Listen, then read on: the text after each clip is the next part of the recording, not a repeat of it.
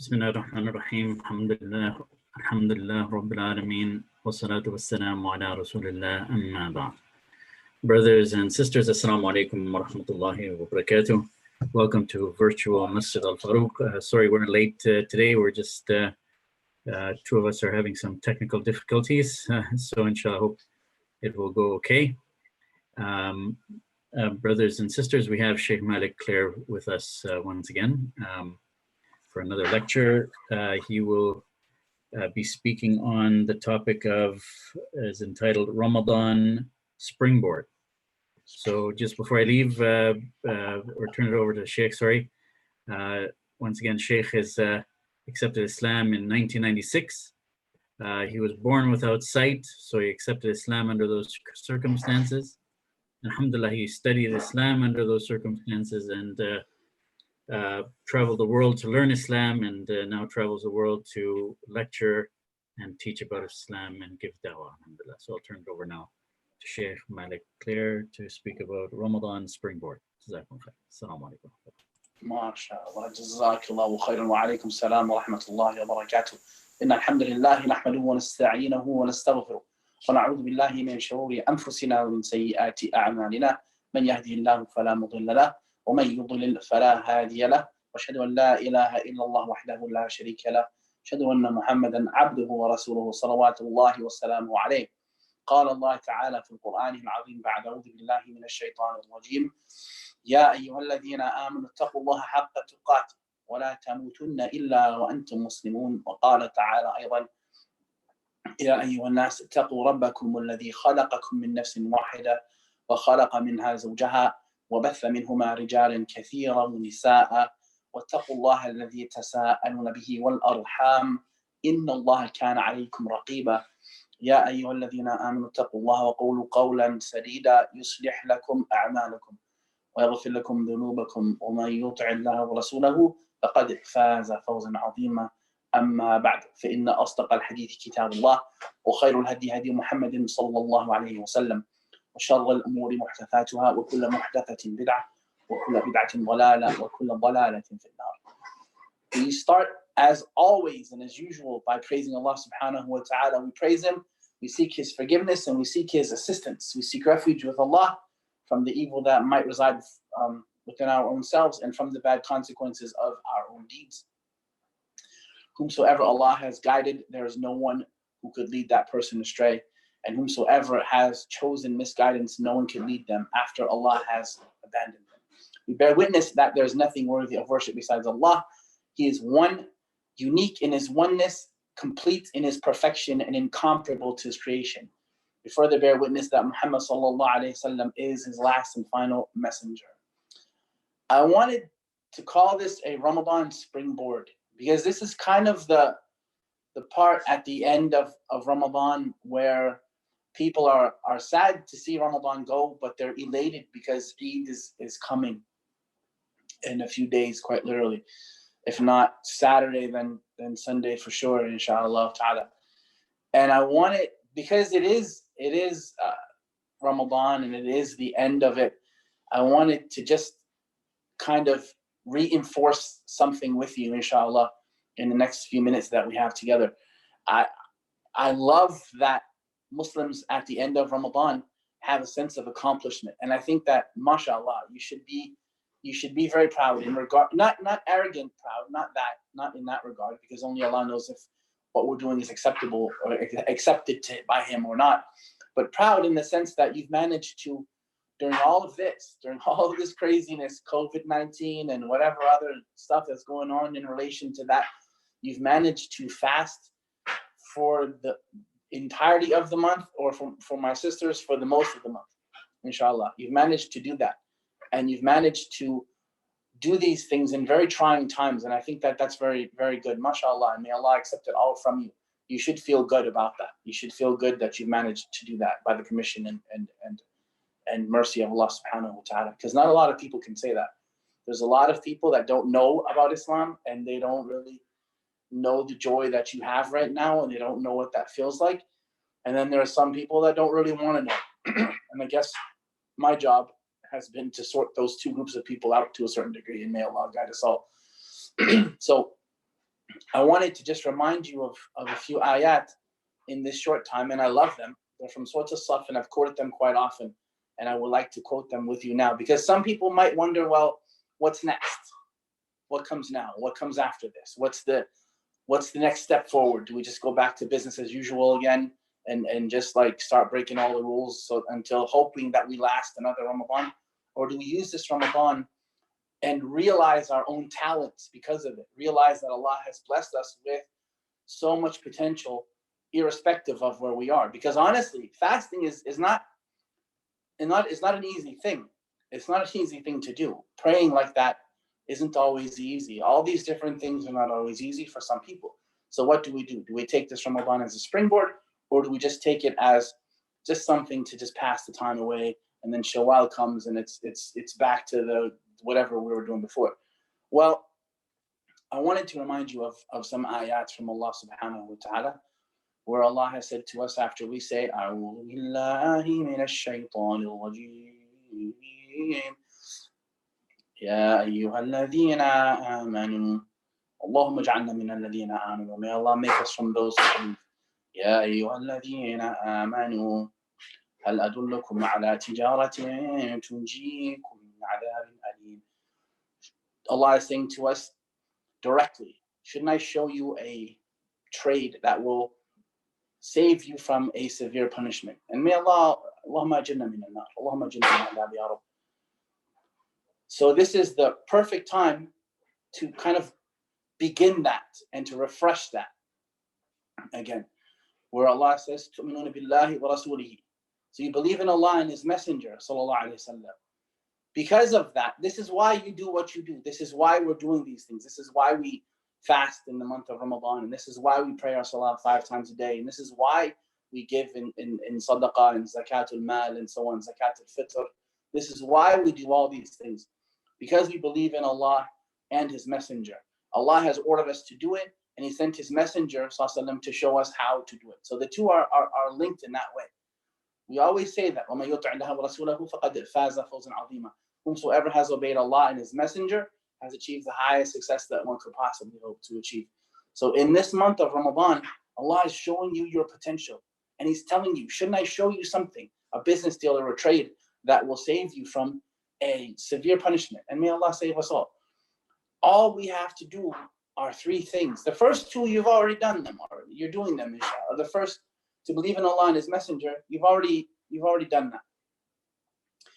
وَتُجَاهِدُونَ فِي سَبِيلِ اللَّهِ بِأَمْوَالِكُمْ وَأَنفُسِكُمْ. And to struggle a little bit, to struggle for the sake of Allah with your wealth and with yourselves. And this is what you've done this month. MashaAllah, you've done that this month. You've already done it. These 3 things that we're responsible for, as of this 28th day of Ramadan, these are the things that this ummah has been doing, irregardless of COVID-19 and the spread of this virus and so on and so forth. The Muslims are still believing in Allah.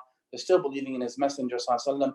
They're still struggling a little bit. To take it back to yesterday, one of the ayat that I failed to mention, and I was saving it for this specific day from Surah Al-Mulk, where we talked about that yesterday, where Allah has said to us after we say قُلْ هُوَ الرَّحْمَنُ آمَنَّا بِهِ وَعَلَيْهِ تَوَكَّلْنَا. To say that He is Allah. قُلْ هُوَ الرَّحْمَنُ. He is the beneficent. آمَنَّا بِهِ. I believe in Him. وَعَلَيْهِ تَوَكَّلْنَا. And put my trust in Him. So this is what Allah is telling us, to believe in Him and His Messenger, and to struggle with our wealth and ourselves. ذَلِكُمْ خَيْرٌ لَكُمْ إِن كُنتُمْ تَعْلَمُونَ. That's better for you if you know. Now you think, how is that better? How is not eating all day? And how is all these things that we see? Because some people will tell you that Islam is in my heart. So what they'll tell you is I don't have to do anything. I can just say that I'm Muslim and that's it. And then I can just be Muslim. And then when it comes to waving flags at demonstrations, I'll do that and I'll scream بالروح بالدم and so on and so forth and Allahu Akbar. And I'll use all the cool sayings and all the cool phrases. But after that, I don't have to struggle because Islam is right here. I just tipped my camera over. See, mashallah. That's what happens when you start doing stuff like that. Islam is right here in my heart. That's what they'll have you believe. And that's not necessarily a bad statement, because it should start there. It should definitely start there. it should definitely start in the heart. Muhammad said there's a piece of flesh in the human body. If it's good, everything will be good. And if it's bad, then everything else will be bad. And is it not the heart? So what they're saying is right. Islam does begin in the heart, as we say. Iman is a belief in the heart, statement on the tongue, and actions on the limbs. Now, the belief in the heart, they have, mashallah. Statement on the tongue, they might have that as well. But the actions on the limbs is where many of us tend to fall short, and may Allah help us all, because we all fall short anyway. But what is Allah encouraging us to when He says to believe in Allah and His Messenger and to struggle for the sake of Allah with your wealth and yourselves? That's better for you. Why is it better? What does Allah give you in return for that? First of all, that you're spared from a severe punishment. May Allah save us all. There's another thing though.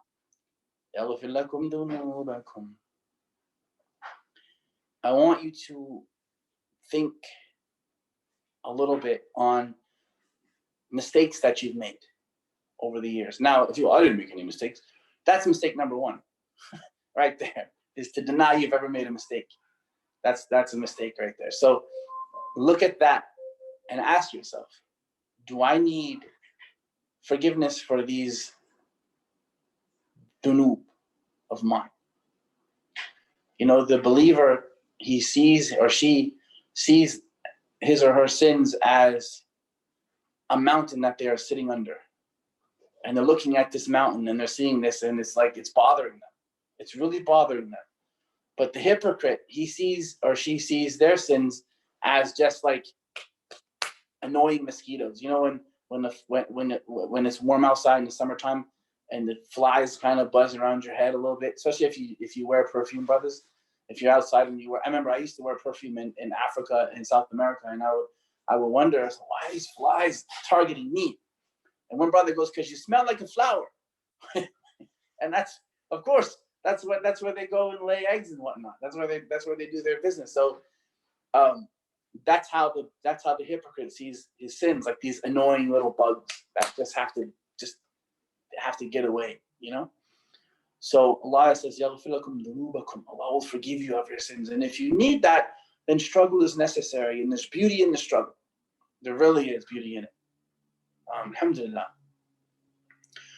Struggle lets you know that you're alive. Anyone can live, but not everyone is alive. Alhamdulillah, and that's part of it. We struggle for the sake of Allah, and we leave things off that Allah has ordered us to leave off. We don't do those things, and we try our best to avoid them, and we try our best, not anyone else's best.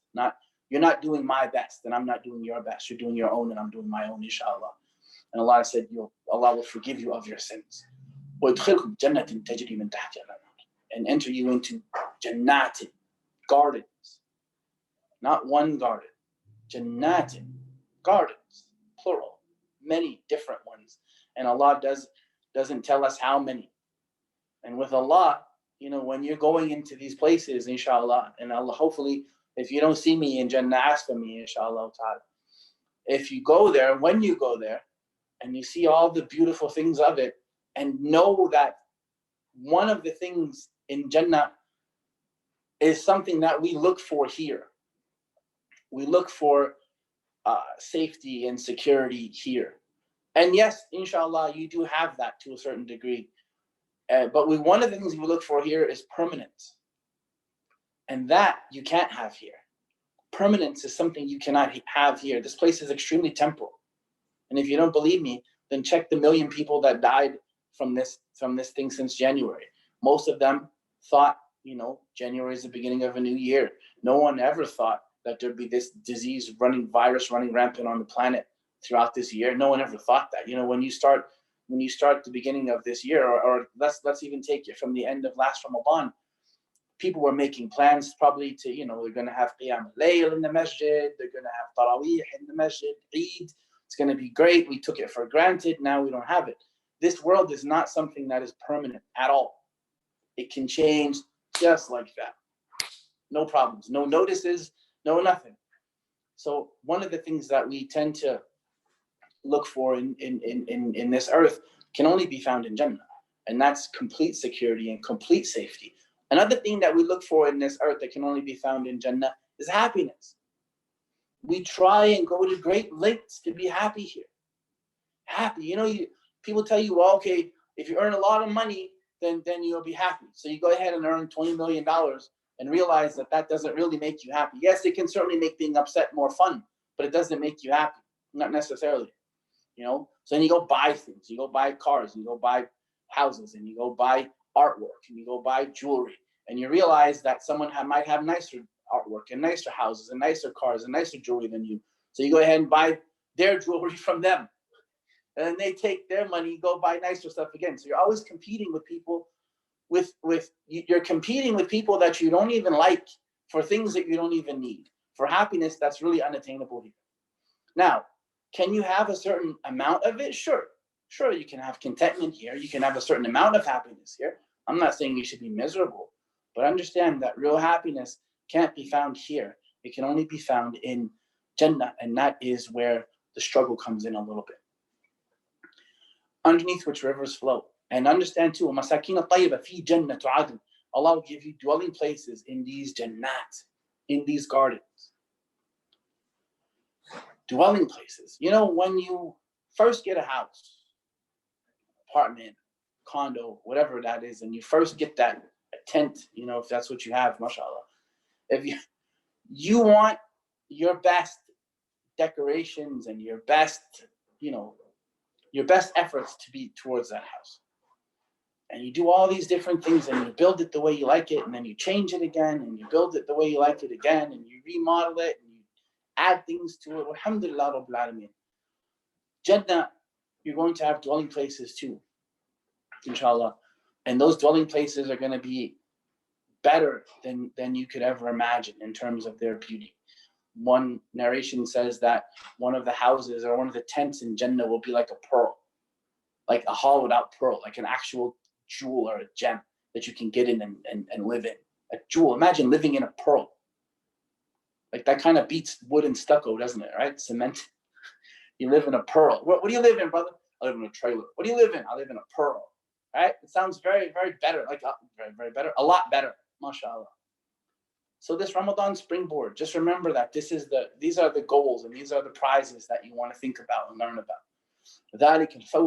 That's actual success. All these things are success. They're great. MashaAllah. If you have a nice house in this life, a nice car in this life, beautiful family, may Allah bless it all for you. And that's great and that's wonderful. I would never tell you to deliberately go and be poor. I would never do that. So this idea of Jannah and struggling for the sake of Allah and doing these things and using this Ramadan as a springboard and using it as a way to maximize your potential. When you can run a little bit in Ramadan, you can do a bit more. And then what happens in Shawwal is that people tend to stop running and they decide to walk, which is great if you have to walk. But try your best at least to keep something from this month that you have. If it is that you read an ayah of Quran after every salah, keep doing that. If it is that you read a page, keep doing that. Because it doesn't really take a whole lot of time out of your day if you think about it. It doesn't take a lot of time out of your day to read a page of Quran. It doesn't. You probably read more subtitles than you read Quran. Like, try to do that. Try to balance it out a little bit. And this is for me first, actually, as well. Because I could always do more. And we could always do more. And Allah is showing us in Ramadan that you're actually able to do more. You don't have to just stay where you are all the time. You don't have to do that. You can actually increase. Does it have to be the same intensity as Ramadan? Not necessarily. It doesn't have to be like that. But at least get it down to more than it was in the month before that, in the month of Sha'ban. Get it down to at least more than what it was. And try to increase it every week. And then when you get to Ramadan, again, next year, you're already kind of in your own little fast lane, so that Ramadan can be actually more, and then you step up a little bit more and you get better and increase it more and more and more. In a few years, you'll be way ahead of where you were right now. So use this Ramadan as a springboard. Allah is promising you things. There's a difference between learning something and actually knowing it. If you learn something, then you've read it and you've studied it. But if you know it, it means that it's internal. It's something that's internal to you. It's something that's part of your DNA. It's part of your internal clock, as it were. Make your Islam like that, part of your internal clock, because only Allah can actually promise you the things that He promises you. No one else can promise you that. I can't promise you Jannah. I can't tell you about that. Only Allah can actually do that. And He sent His messenger ﷺ to convey a message to us, to convey a message of mercy from Allah, of compassion from Allah, and of a paradise underneath which rivers flow from Allah subhanahu wa ta'ala. His messenger sallallahu alaihi wasallam was sent to convey that message to us. In short, La ilaha illallah Muhammadur Rasulullah. That message that we all live by, that message that we keep in the forefront of our lives every single day, whether it be in Ramadan or not, COVID-19 or not, masjids open or not, Hajj open or not, anything open or not. We convey that message and we keep that internally so that it comes out of our hearts into our speech and into our arms. So this Ramadan, into our limbs, I'm sorry. So this Ramadan, let's start and let's use it as a springboard. Let's use it because Allah has promised us certain things. If we do A, then B will happen, inshallah ta'ala. If we believe in Allah and His messenger and we struggle for the sake of Allah with our wealth and ourselves, that is actual victory for us. But there's more, because Jannah is not available to us at this moment, is it? We're going to go there, inshallah, and it's all kind of, it seems so far away. It really isn't, but it seems so far away for us. So Allah has even told us about here as well. وَأُخْرَى تُحِبُّونَهَا. Something else that you would like, as if being saved from a severe punishment isn't good enough, or forgiveness of your sins isn't good enough, or Jannah isn't good enough, or dwelling places in Jannah isn't good enough. Allah is saying, okay, we got more for you. I have more for you. أُخْرَى تُحِبُّونَهَا. نَصْرٌ مِّنَ اللَّهِ وَفَتْحٌ قَرِيبٌ. Help from Allah. Help from who? Help from Allah, and a clear-cut victory, clear victory from Him, Jalla wa ala. In your life when you're here, things will be better than what they were. Now, brothers might say, well, I don't have it very good. You might not have it very good, but it could also always be worse. It could be better, and inshallah it'll get better, but it could always be worse. Imagine your struggles. I want you to imagine them for a minute. All your different struggles, whether it be a disability, whether it be a death in the family, whether it be troubled marriage, whether it be troubled children, whether it be troubled parents, whether it be anything that you can imagine struggle. I want you to think about it for a minute. And then I want you to imagine it without your faith. Imagine struggling without Islam. Imagine having to do that. Imagine not knowing the answers to things. Imagine not having the wherewithal or the ability to know that Allah has created وَمَا خَلَقَتُ الْجِنَّ وَالْإِنسَ إِلَّا لِيَعْبُدُونَ. That Allah has created humans and jinn to worship Him. Imagine not knowing these principles. Imagine not being grounded in the idea that, okay, this dunya is difficult, but it's also temporary. My problems are big, but they are temporary. You don't have that when you don't have Islam. And I know that because I spent the first 21 years as a non-Muslim. So we don't have, when we were non-Muslims, we didn't have this. So our struggles used to seem very pointless to us because they were. If there was no akhirah, then why am I even here? So imagine your struggles as they are, and imagine them without your faith, without Islam, without having the ability to raise your hands up to Allah when necessary, or to go in your sujood when necessary. Pray to Allah always, and go to Him when you're at your lowest. To have someone who sees everything and who's testing you, and who will eventually bring you out of that. It's not going to be forever, inshallah. But just like your struggles aren't forever in this life, your pleasures are also not forever. Muhammad ﷺ called death the destroyer of pleasures. So although your problems are also temporary, your pleasures are also very temporary. So use this Ramadan as a springboard. Take advantage of it. Take advantage of what you've done in this month and improve and try to keep some of it. You might not be able to keep it all, and that's fine, because Ramadan does have a certain spirit. It really does. So if you can't keep it all, that's fabulous and that's fine, but don't lose it all. Don't lose it all. Don't just take everything that you've done. It's like kind of like taking a blanket like this and pulling out one wool like strand from a blanket and undoing it. It's kind of like that when we take everything that we've done in the month of Ramadan and just kind of lose it. So you might not be able to keep it up. If you can't run, inshallah, jog. You know what I mean? And use this Ramadan as a springboard. جزاكم الله خيرا. يقول قولي هذا واستغفر الله لي ولكم ونسأل الله تعالى توفيقا وسداد. Again, I'm sorry about the cameras. You know, Shaitan's about to be open, so this is at the end of things where we are right now. So it's unfortunate. So we have about a few minutes left. We don't actually. It's 7 o'clock right now. So if we want to continue on with a little bit more of the Q&A, we can do that for maybe 10 minutes or so if you want. Jazakumullah khairan, Sheikh. That's a beautiful lecture as usual. I'm sure the brothers and sisters enjoyed it. So the Sheikh is saying... Didn't enjoy my camera work though. That's Alhamdulillah. It's 7 o'clock. Alhamdulillah. Brothers and sisters, if you have any questions, I think the Sheikh is willing to take a few minutes for that, inshallah.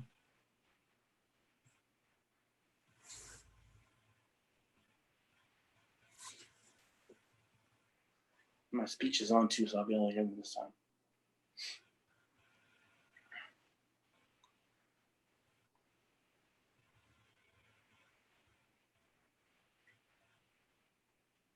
MashaAllah. That was easy. You know, when there's no questions, that's the only time I can say that I've gotten every question right. When there's none. Yeah. Alhamdulillah. Alhamdulillah. I guess that's it. Okay. I guess that is it. So I wanted to just before we close, inshallah, just from my family and yours, a very early Eid Mubarak, and taqabbal Allah minna wa minkum, and mashallah. I don't think there's, how do you convince yourself? I don't think you should. I don't think that's because if we convince ourselves on an entrance to Jannah, then the hunger stops, doesn't it? I think that part of the idea of not knowing makes us hungry for it. It makes us work a little bit harder. Anyone who's convinced, and even the Messenger of Allah, when the Sahaba when those people received their tidings of Jannah or their news of it, Ashra al-Bashireen, the 10 who got glad tidings of Jannah, they didn't stop, and they didn't, just dial things back and just say, well, I'm going to Jannah anyway. We tend to do that. And we haven't been given that. So I think it's important that we don't have an assurance that we're entering Jannah. Allah is telling us that if you struggle for His sake and you do these things, Jannah will be yours. And we need to do those things and hope that Allah will forgive us of the mistakes that we make, because none of us actually deserve it. None of us deserve Jannah at all, I wouldn't say. Least of all myself, we don't deserve it. So having this idea that you may get it and you hoping to get it, that's why you worship Allah between fear and hope. With Allah, you worship Him with certainty in terms of who He is and His mercy, but you worship Him between fear and hope. So you worship Him between fear of His punishment and hope for His mercy, knowing that His mercy is more than His punishment. And may Allah allow us all to enter Jannah. But I think not being sure of it is a good thing. I don't think we would do very well if we were all sure that we're going to Jannah.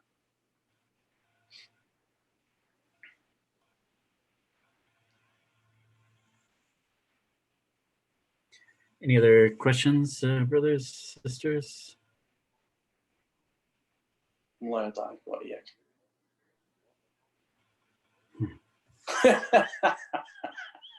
MashaAllah. I'm happy about that. Jazakallah khair wa iyyak. Wa iyyak. Wa iyyakum, inshallah. I'm glad that I got you through it a little bit. And I'm happy. May Allah accept it and be pleased with it. All of our work, and make us better than the people think of us. I hope these aren't stopping, are they, Muhammad? Are we going to keep doing some of these, or after Ramadan, or what's Inshallah. We should do more. Yeah. Because I'm enjoying these myself. I'm having a lot of fun here doing these.